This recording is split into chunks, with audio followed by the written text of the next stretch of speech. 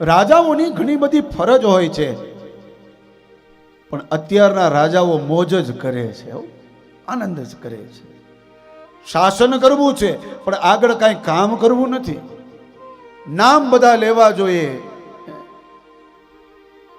ઐશ્વર્ય બધું મળવું જોઈએ, પૈસો મળવો જોઈએ, ટેક્સ મળવું જોઈએ, બધું મળવું જોઈએ, પણ કામ કોઈને કરવું નથી. બેઠા બેઠા બધું જોઈએ છે. પણ રાજાની ફરજ શું છે આ ભાગવતજી મને ને તમને સમજાવે છે.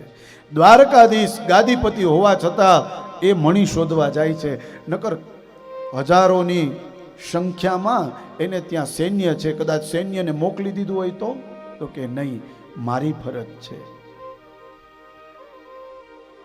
મારા દેશમાંથી, મારા દ્વારકામાંથી ચોરી થઈ છે તો એ મારે જ પકડવી જોઈએ. આ રાજાનો એક ધર્મ છે.